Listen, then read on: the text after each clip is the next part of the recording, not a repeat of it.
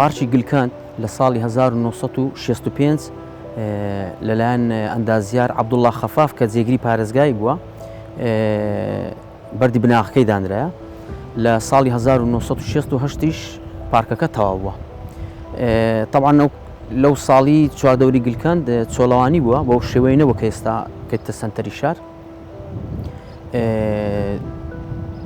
پارکەکە پێکاتی مەسەلەن لە نافورە و کوشک و سێتی یاری تێدا بووە، هەروەکو ئێستا بەستیە ئەو کاتی بۆ شێوەی ئێستا نەبووە کە ئێستا برین شتەکان گۆڕانکاری بەسەرداهاتیە. دوو دەرگای سەرەکی هەبووە، دەرگایەکی شێرێک بوو خەڵک لە بۆ حەدیق حیواناتەکەی داهاتە ژۆرە، لەگەڵ دەرگایەکی دیکە کە ئێستا بەرامبەر دەرگای زانکۆی کوردستانە. ڕووبەرەکەشی 77,000 متر دووجایە.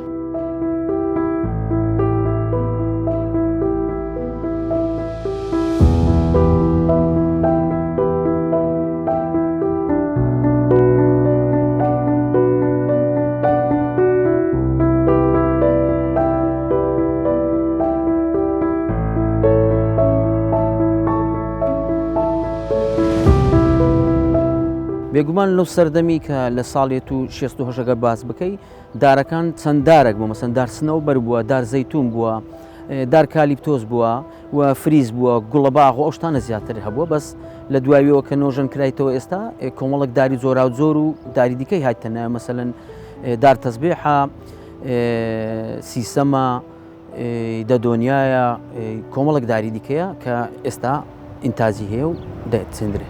نۆژەنکردنەوەکەی کە نۆژەن کراوە پارکە دەرگای سەرەکیەکەی کە دەکەوتە بەرامبەر زانکۆی کوردستان ئەوێ بە دەرگای سەرەکی دانرا و هەروەها هەم فریزەکەی و ڕێڕەوەکانی و کۆمەڵک داری نوێی تێدا چاندرە، بە تایبەتی ئەو دارەی کە ئێستا ئینتاجی ئەندازەی پارکانە داری سیسەم بەرگەی گەرما و سەرمای دەکا و کۆمەڵک دەدۆنیاش چاندرا و ئەوی دیکە شێوازەکەی وەکو دیزاین دەستکاری نەکرد هەروەچ خۆی مایتەوە.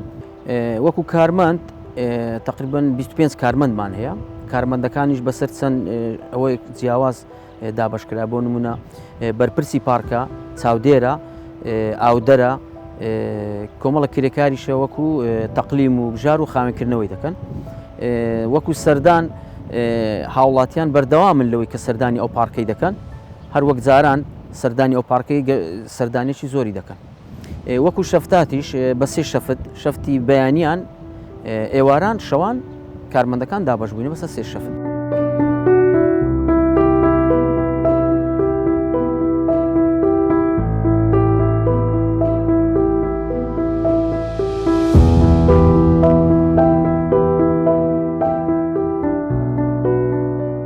پارچی گلکەند هەمومان دەزانین پارچی گلکەند تایبەت بوو بە عایلە، یعنی خێزانەکان داهاتن، سەڵت کەم داهاتە ژۆرێ.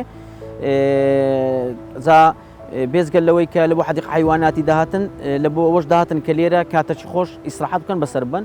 خەڵکەکەی کە سەردانیشی دەکرد زیاتر خەڵکی ناو شاری هەولێرێ بوو. وەکو خۆم بە بیرمە کە داهاتینە ئەو پارکەی ڕێیان نەدەدا بە برین بە سەڵتی بێژۆری لە دەبایە لەگەر عایلێ بێژۆرێ.